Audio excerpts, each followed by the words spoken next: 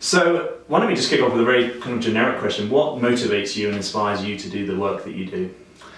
Yeah, well, one of the things that I always, even from childhood, was trying to make sense of this amazingly complex and rich world. And Yes. as I kind of voraciously educated myself, I gradually began to see what many now see, which is that this incredible overload of information, we are something like doubling our knowledge of the Yes. world, at least in scientific terms, in less than a decade now. It can only be comprehended if we understand something of the through story. What is the tree that we can hang all that detail on? Yeah. And there is a tree that it hangs on naturally, which is the great story of evolution. Yes. And that is not just the kind of story that we see in the science class, where there's a story of biological evolution from the origins of life to evolution of modern humans. It really begins much longer ago with the Big Bang itself and the evolution of the cosmos and the birth of our solar system and our planet and the evolution of our atmosphere and our oceans and everything that was the predecessor conditions for the evolution of life. Yes. And really it extends beyond the evolution of life to the evolution of culture. Because really now, if we look at that great evolutionary trajectory, the future of the evolution of life on this planet is going to be determined by what happens in human culture.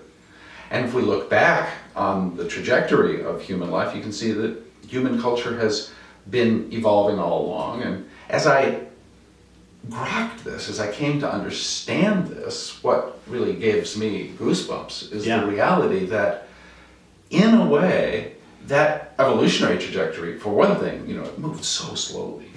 What it took originally was billions of years, just to form the first galaxies, or and then the first supernovas. That's another few billions. So the higher elements. It takes so long for anything to happen. Biological evolution was much faster, even though it was very slow, especially before we had sexual reproduction. Yes. Then it got faster and faster. Now, cultural evolution, by comparison, was much, much faster. Yeah. And it has accelerated. The rate of change in cultural evolution right now is taking place in a single human lifetime. Yes. From the 100 years of a long human lifetime, nothing was ever happening in evolution ever before. And we're really the first people around who are watching it unfold before us. And if you look at what was going on all along, it was as though there was, most of the science has been done by people with a materialist atheistic bias who think of it as random. Yes. And there is a tremendous amount of simple mechanical process, certainly. But 50.1% of the time it has moved in a direction. That's why we have this development across this vast span of time.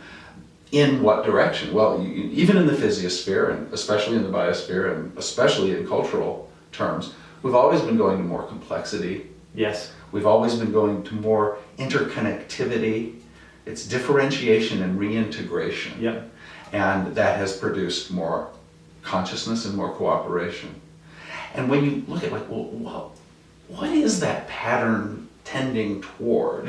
What is it? It is as though evolution itself has been wanting to manifest a way of knowing itself. It's kind of proliferated and articulated creatively a possibility of self-awareness. And we are now self-aware. In a way, that whole evolutionary process is now self-aware through us. We're the eyes of that evolutionary process. And we're opening our eyes. The Hubble telescope's only 20 years old. Right? We're the people who are seeing that view for the first time. Right at a time when we're also seeing, oh my God, we've totally altered the chemistry of our atmosphere.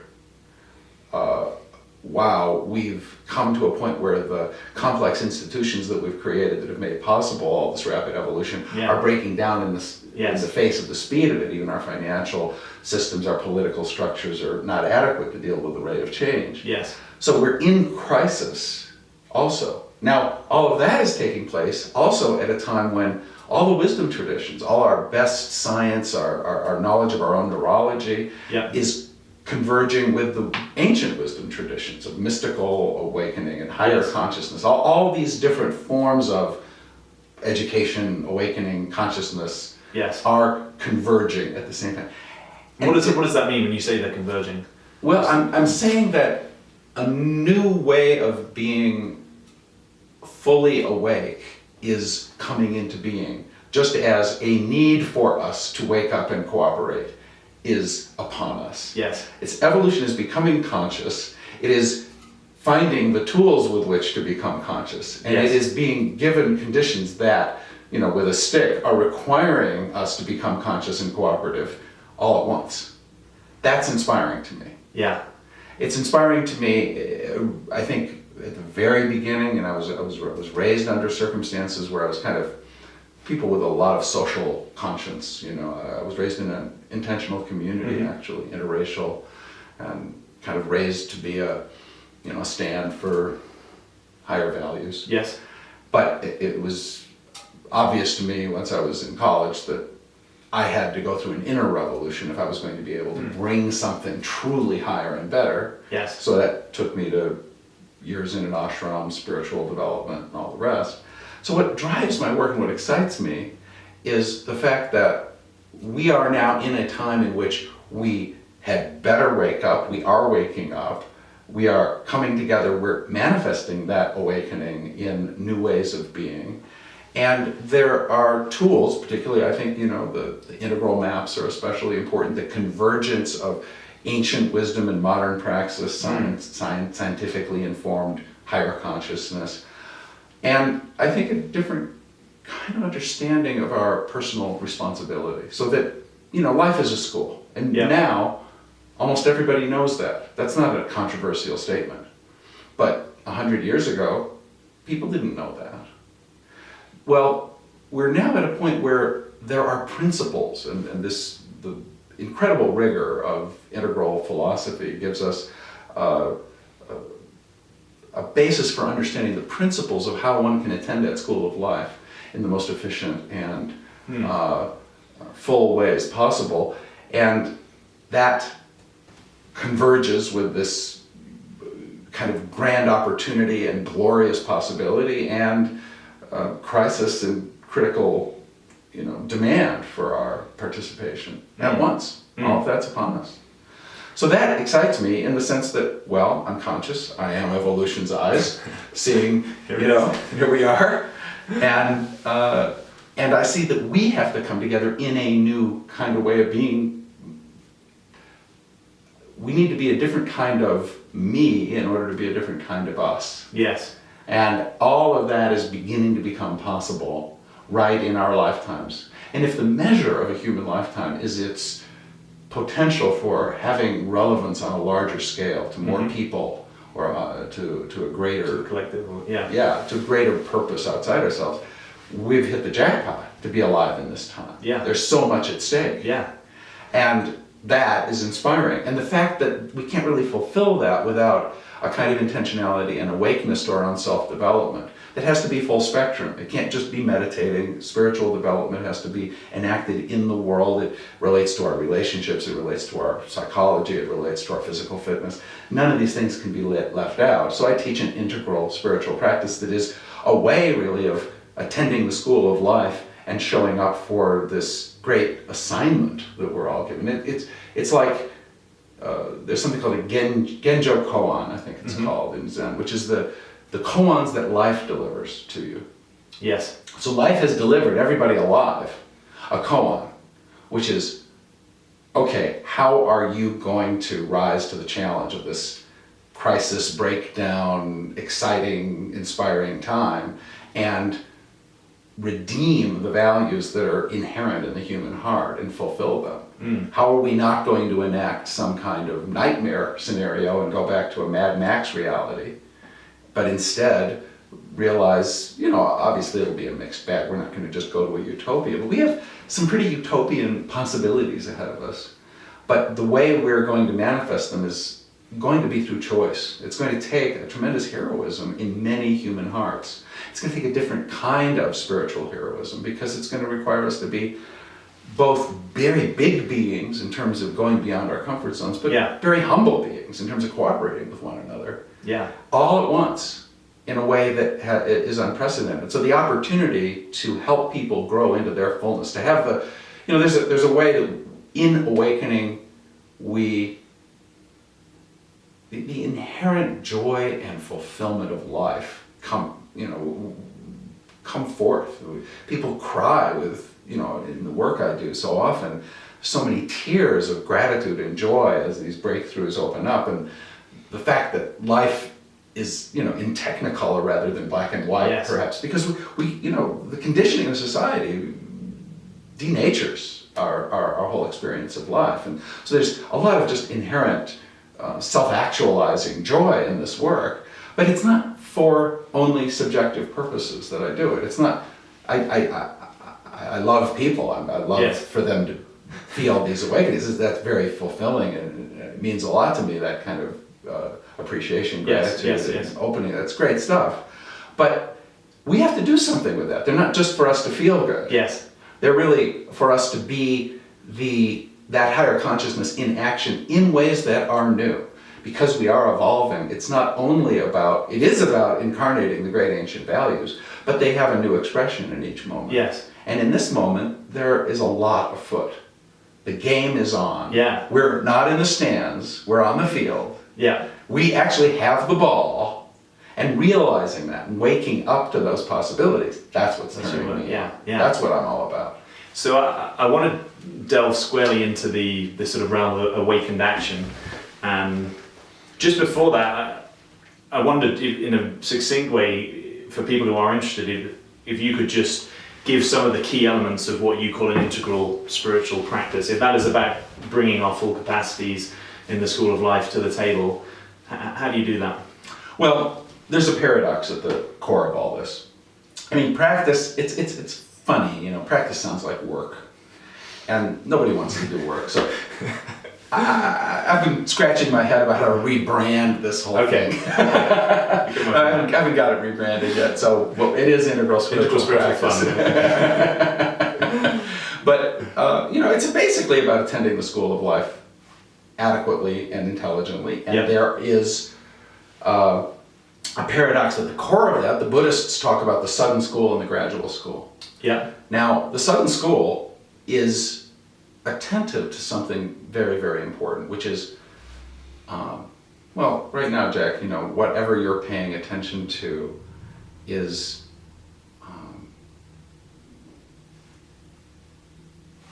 contained within something else. This conversation, whoever's watching this video on their computer somewhere, all of that is arising within your awareness.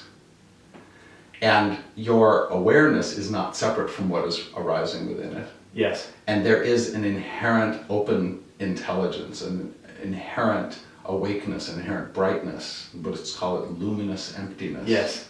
That is the very nature of all this. And if that is revealed, if you awake up to that, you begin to realize that every moment of experience is that one thing. Yes. And that every moment can be recognized for what it is.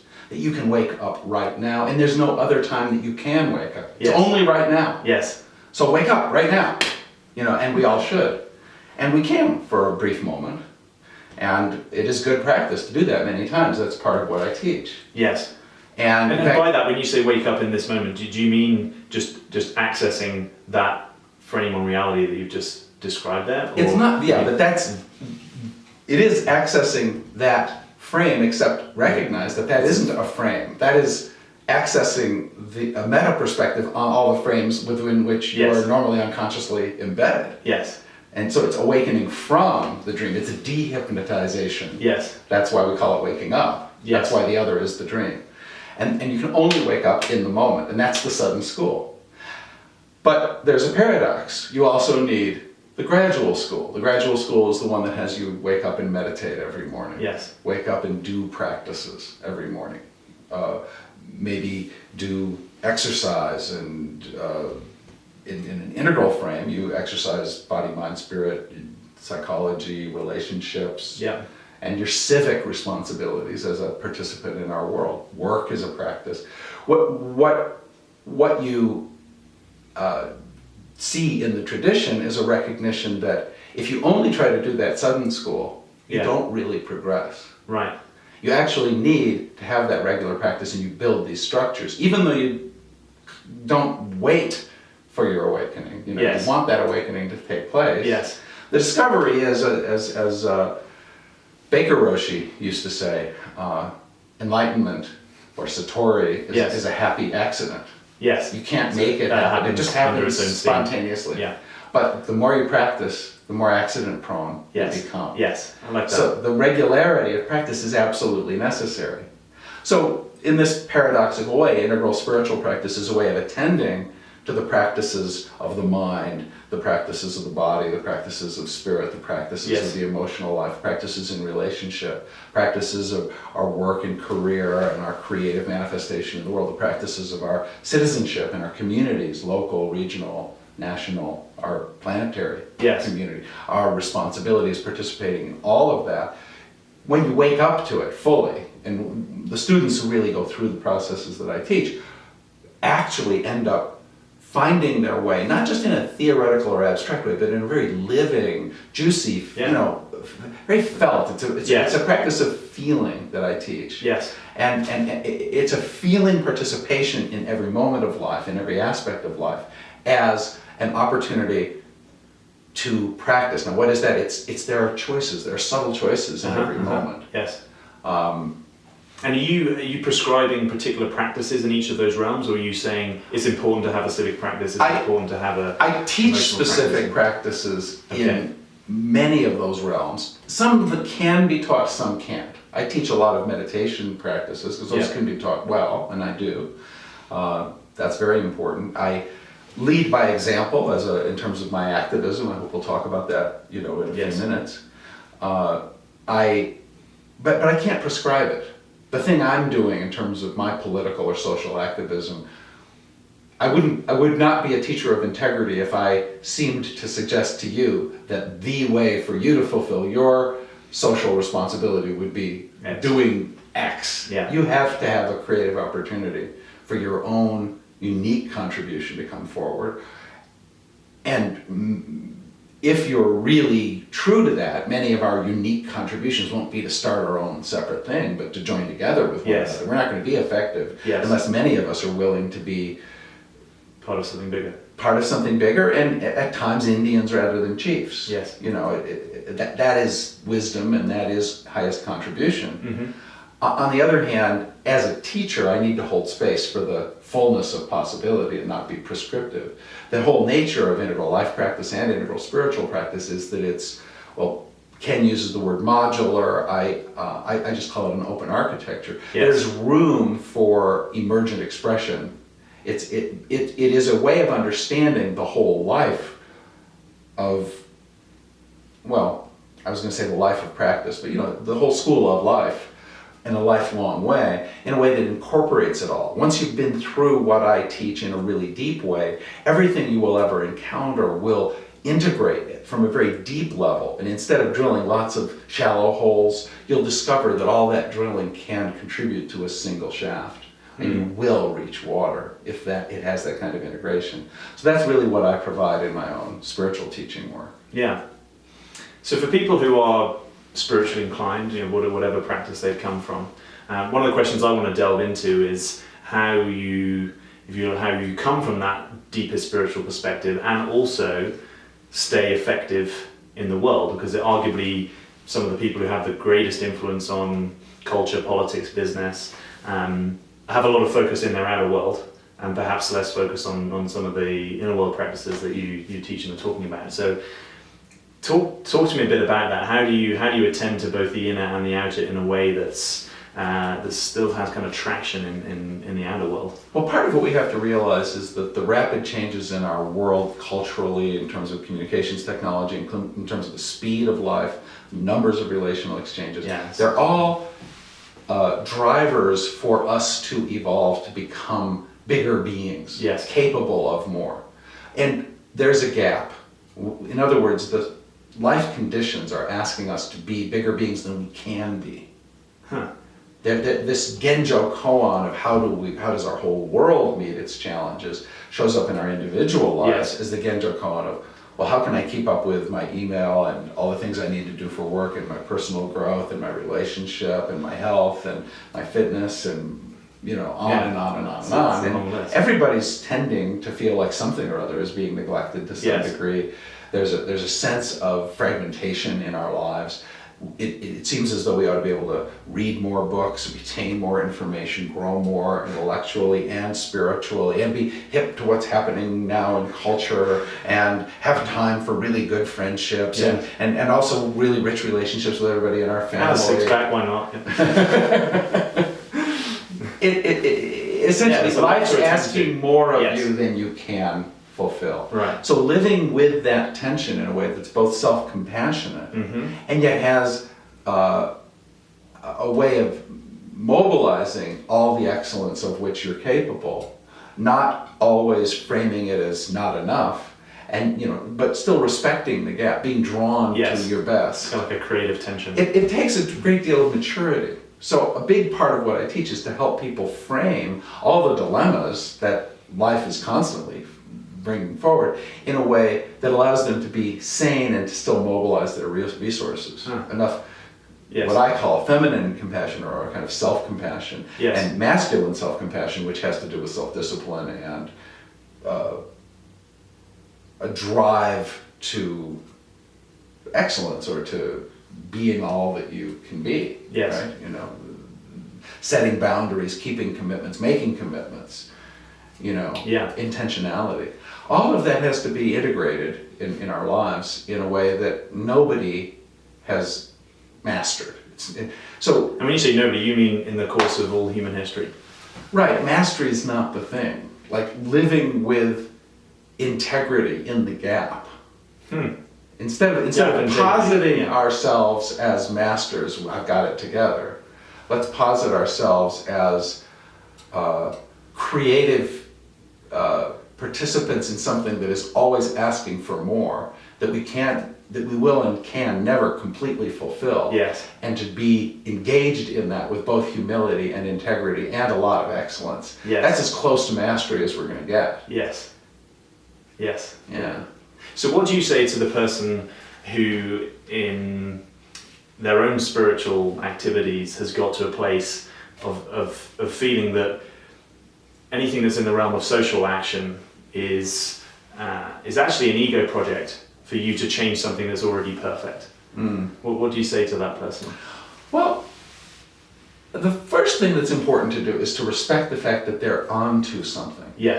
They've touched into the perfection that is. And to the degree that that's really real and they just get that it's perfect, it's important to meet that intuition. Not to negate it, and certainly not to chip away at it. So a conversation with that point of view really needs to meet and acknowledge the partial truth that it holds. But there's a confusion in it, which is the fact that everything is perfect exactly as it is. Did that just click off? No. Oh, but I screwed it up. The fact that everything is perfect, just as it is, doesn't mean that its perfection is achieved by people. Part of its perfection is people seeing that it. Let me. You can start. Since we had just started over, I'm going to take this from the top. The perfection of the world is paradoxical. Part of what's perfect is our discontent. The fact that we want to see improvement is part of the perfection. If things are really perfect as they are, your aliveness to the gap between how they are and how they could be is part of the perfection. And your inherent motivation to be a source of love and creativity and dynamism that improves yourself and your world is part of its perfection. You can rest with a certain kind of trust in being because you have sensed that perfection.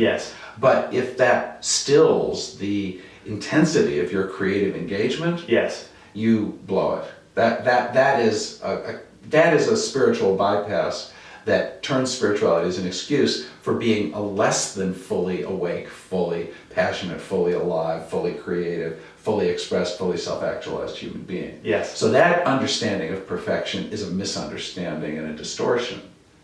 On the other hand, it's the beginning point of a less troubled and more trusting relationship to the whole process, if it's understood rightly. So if I'm coaching someone who Yes. begins to really feel that, there's a lot that I would want to appreciate Yes. and join with Yes. and build upon, Yeah, rather than too. simply Yes. bash the misunderstanding. Yes. Totally. Yeah. Yeah. So in your own efforts to, if you like, balance or harmonize between your inner world and all your inner practice and your activism, which we'll come on to, what are one or two of the biggest challenges that you've faced, and have you found any particular frames or perspectives or practices or communities that really have helped you meet those?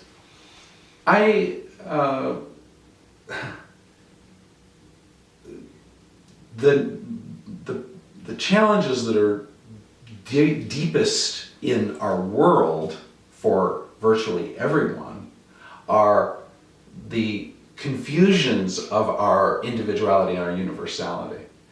There's a whole process of waking up to something that's really transpersonal, that is so liberating. And yet the importance of empowering yourself and becoming strong is an absolute obligation. And so there are kind of two paths of growth. One of them is about becoming all that you can be. It's kind of the path of the warrior, the path of empowering you. Yes. And there's another path that's a path of transcendence, that's really about waking up out of the really illusory identification with only one part of this. Yes. And losing your intuitive oneness with all being, really coming alive as the unity of all things, which is Yes. prior to all this. Like, my greatest happiness is not as being kind of the best Terry I could be, right? It's in my awakeness as the all that is. Yes. That freedom. So how can I fulfill both these paths of growth? How can I become the warrior, so to speak, and the transcendent one? Yes. That's woven through everybody's experience. And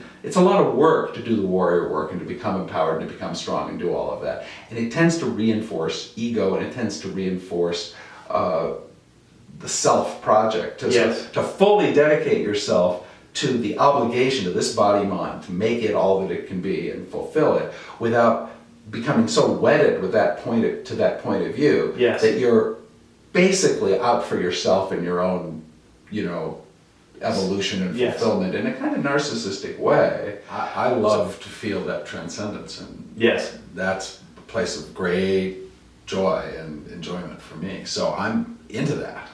And sometimes it's more work for me to go into the warrior path of putting myself out there, being ambitious, and cultivating my own personal project. But there are other people who are much more focused in that and can be just engaged in their kind of personal empowerment and personal success story in a way that isn't informed by that prior unity. And really, in the name of some kind of service, they run their ego project. And most of what we see in the world of nonprofits and causes and all the rest is infected by enough ego that it doesn't have the kind of truly transcendent consciousness that's going to create a better possibility. So there's a need for, as in any polarity, really the essence of my work, integral work, is Yes. this both and understanding. Yes. That there are many, many polarities, many, many apparent contradictions, in which each side of the polarity is necessary. And the reason that there's always a gap right now is that we tend to be binary creatures. We tend to do one thing or the other. We tend to Yes. value this principle or that principle. We'll notice, I'm a little too this way, I should try to be this way.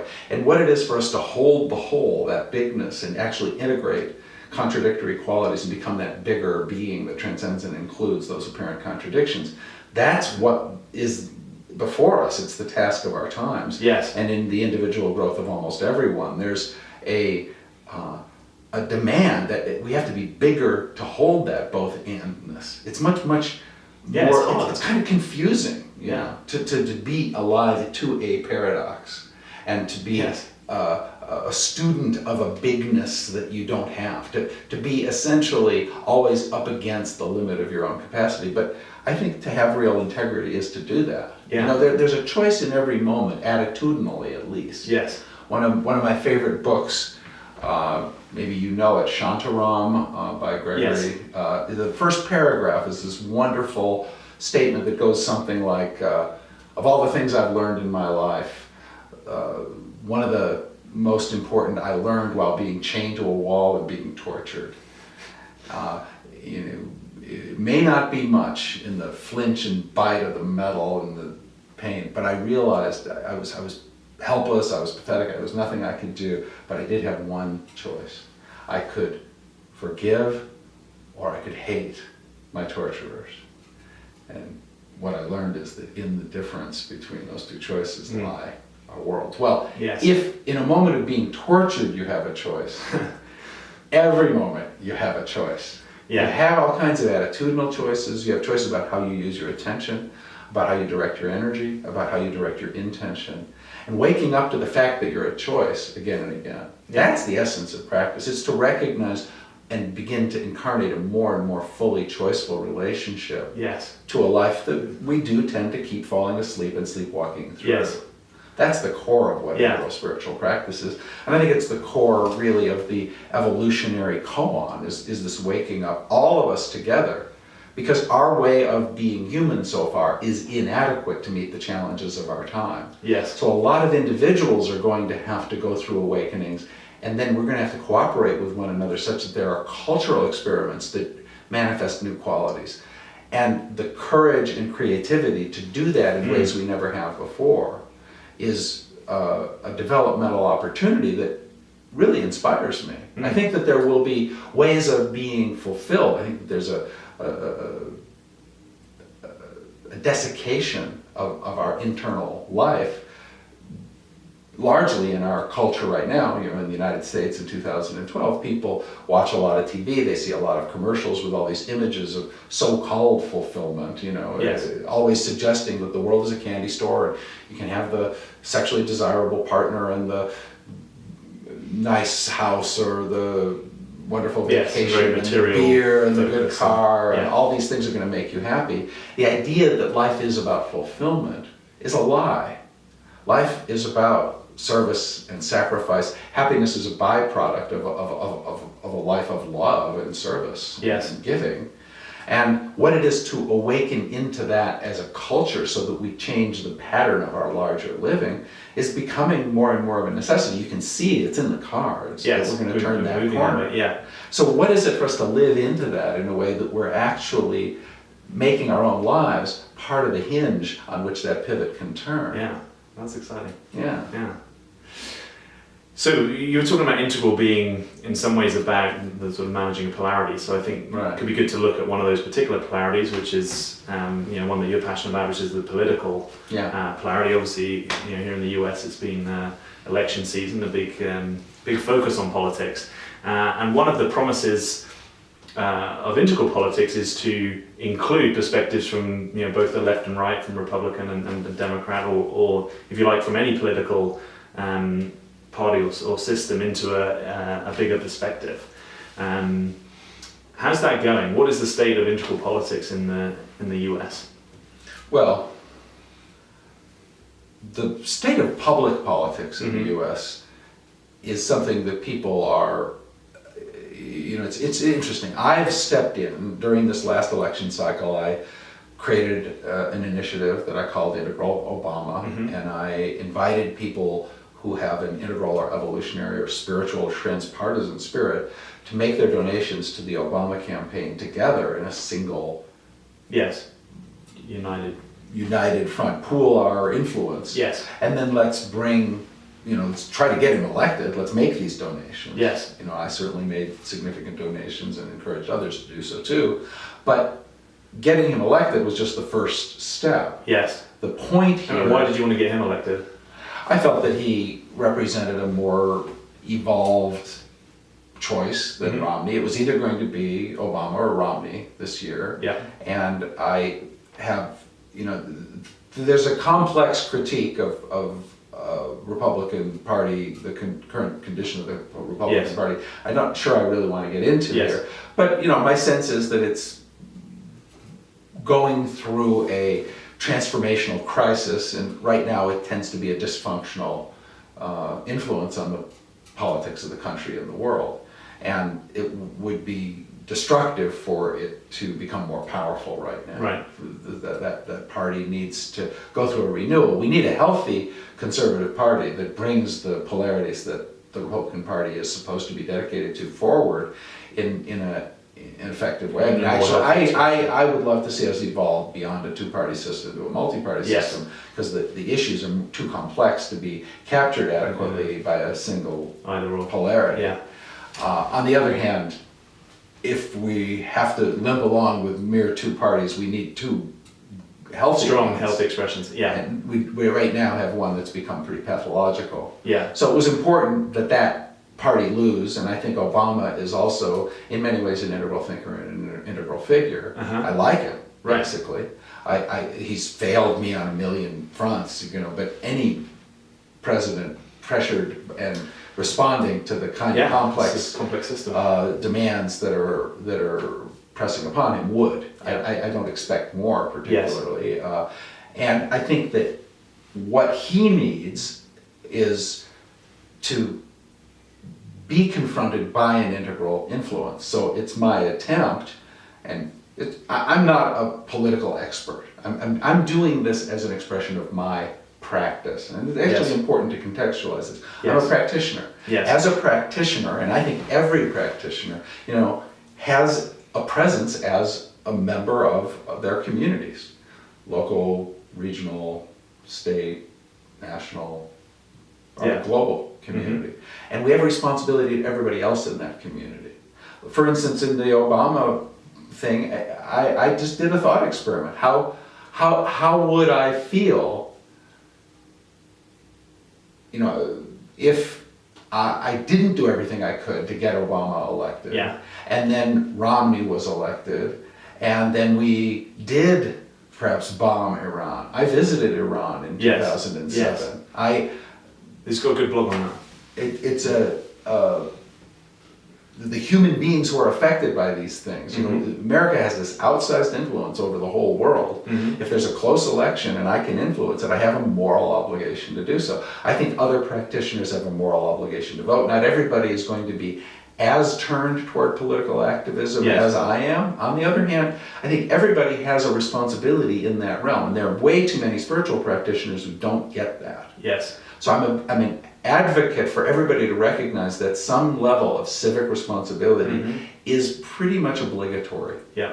because these larger polities to which we are of which we are members act on us and others Yes. in ways that have consequences. Yes. And you know, as Plato so brilliantly said, those who are too smart to engage in politics are punished by being governed by those who are dumber. Yes.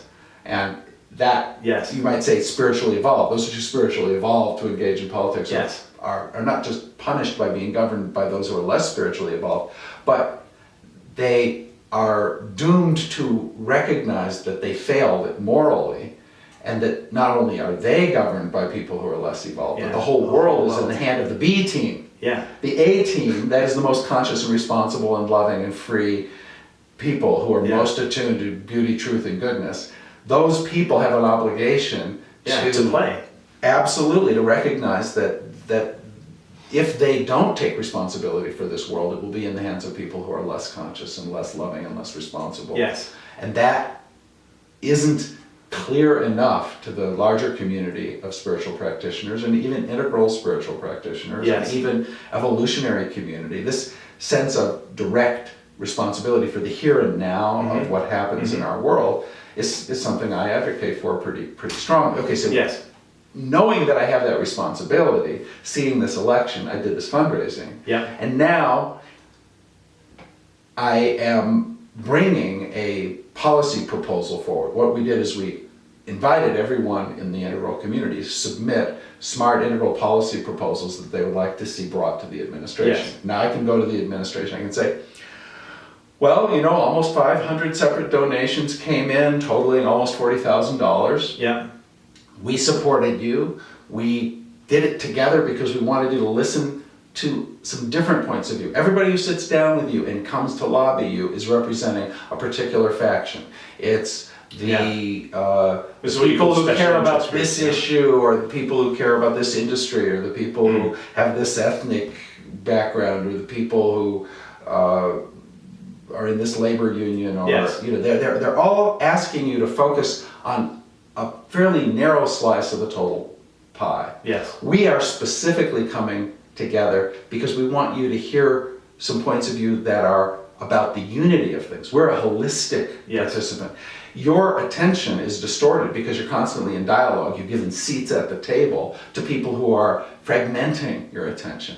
We want you to have somebody who has a seat at the table who's helping you restore a holistic view, because this is one world, one country, one, the human beings are not fragmented into a million different issues. Once the issue is framed, it's probably already been dumbed down. Yes. And do you see that as restoring a holistic view, or really kind of evolving into a holistic view?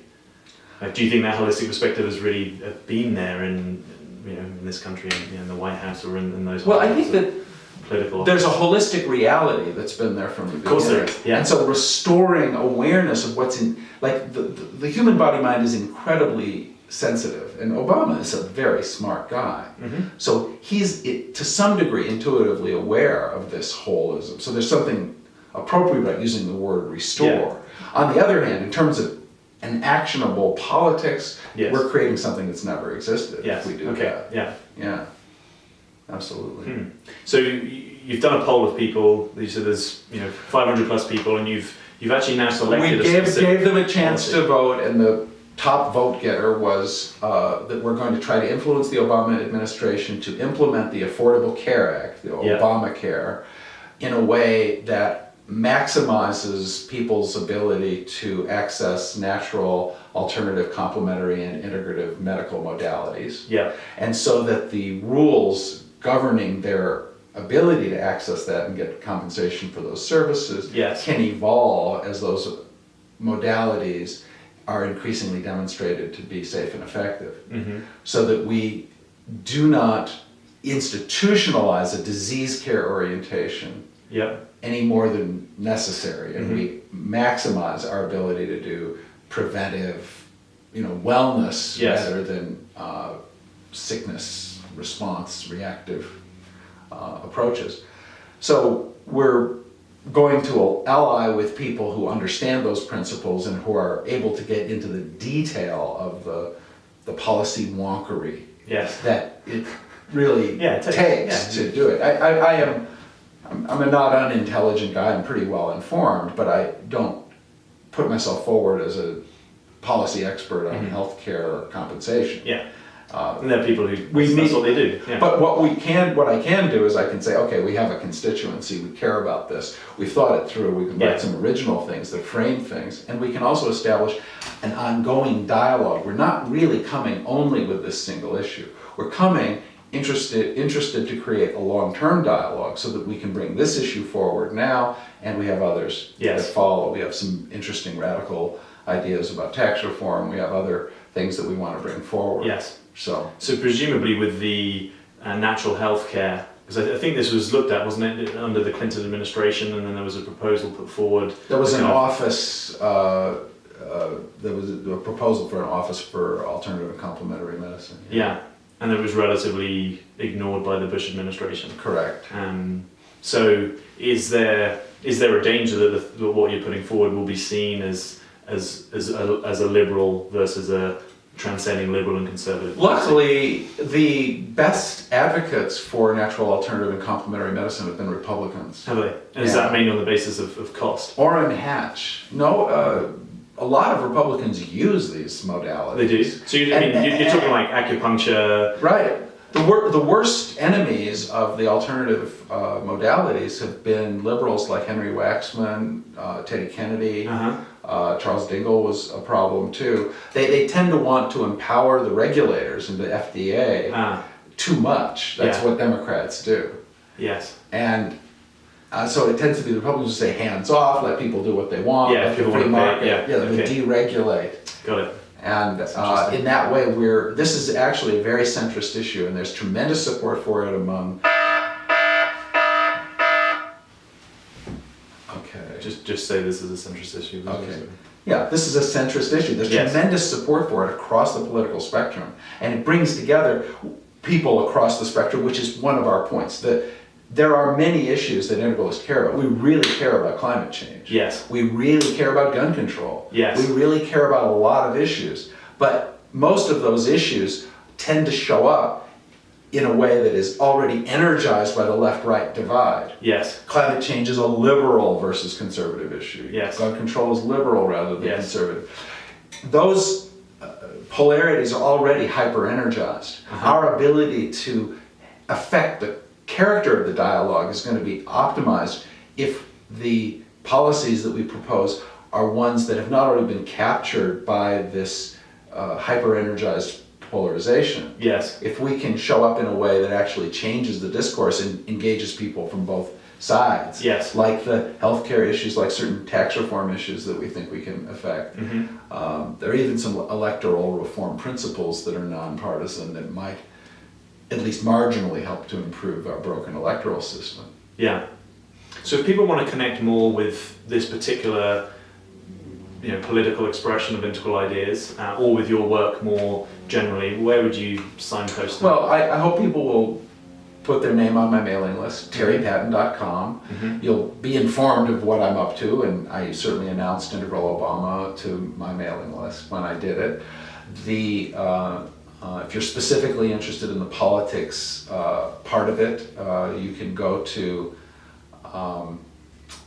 I will change integralobama.com so that it can capture email addresses. At this point, it was really set up only to direct people to donate to the Obama campaign. Yes. We're past beyond that now, and we Yes. really ought to be able to capture email addresses from people who are interested. And so I pledge to make that modification to the website. Very It's good. not yet in place. Okay, watch that space.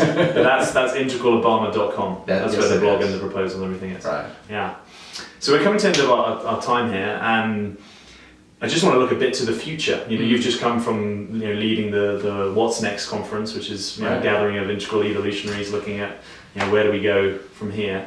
So in a succinct way, what do you see coming in the integral evolutionary space? What do you see as incumbent upon us, or if there is a message that you'd like to leave people with that we haven't explored yet?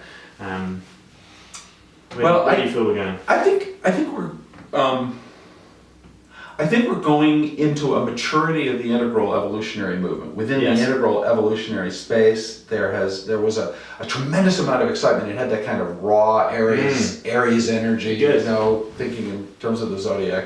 And it was immature, and it needed to kind of, people needed to be disappointed in that initial honeymoon romance and be sobered and realize that these incredible distinctions that wake one up, this inspiring vision, is only going to be enacted through very mature, responsible people sustaining their work over time in a rich way that continues to evolve. And I think we've turned a corner with that. So I think that the movement is in the process of evolving so that it's a little less cultic, a little more open to the broader world in a way that will make it possible for us to interpenetrate with other conscious participants and kind of infect and upgrade the level of discourse.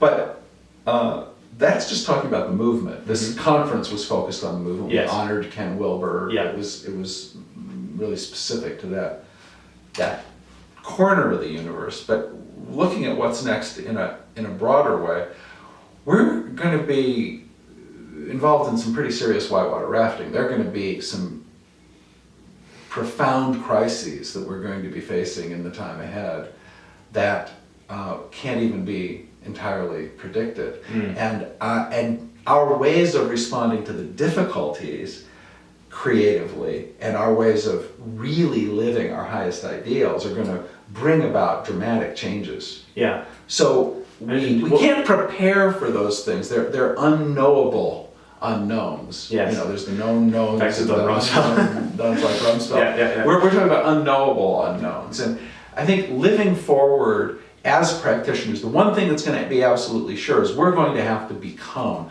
much more evolved beings, and taking that seriously and really, really being devoted to being the best you can be, just really humbly awakening and serving, that is going to serve you well. The other thing is we can be creating the spare parts out of which we can build a human culture that could turn this corner. Mm-hmm. We can be involved in the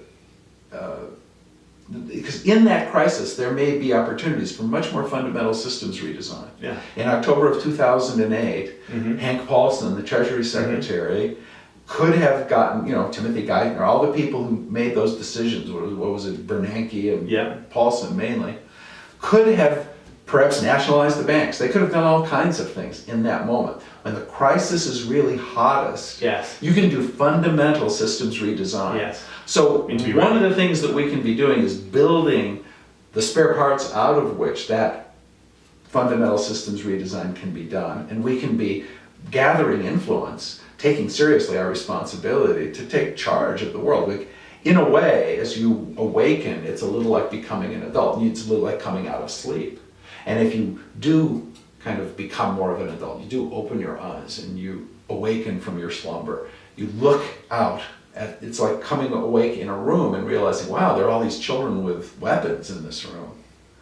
I think the adults better find a way to take charge and bring a little order and safety. Let's make sure the kids are okay, but let's get these weapons out of their hands. Let's bring this to a different level. So what is it for us to be those adults and to understand our responsibility? So it's cultivating our awakening, it's cultivating our maturity, it's cultivating our ability to act, and to shed the images of what a secure and happy life is supposed to look like that we're given constantly from media and from fairy tales and from all kinds of obsolete model building, and to recognize that this life is going to be an adventure. It's probably going to be difficult in certain moments, and yet the potential for us to make a contribution is so great. Yes. The excitement is so big, and wise, good company, friends who can reinforce us in this are essential. And really, that's what I leave people with. That's what I see ahead for all of us. Yeah. Well, we can't see around the bend, but we know there's rapids. Yes. So start your training. Yeah. Well, I guess the exciting and daunting thing about that is that you're challenging people to realize this is in their hands. This is probably not going to be a top-down governmental solution, and this is it's in everything at once. Yes, it is. Yeah. Evolution but that certainly does everything includes at once. our ability to show up as responsible civic actors. Exactly. And so, well, here's to co-creating that future. Wonderful. Yeah. Thank you. Thanks for spending time with me today. I appreciate it. Yeah.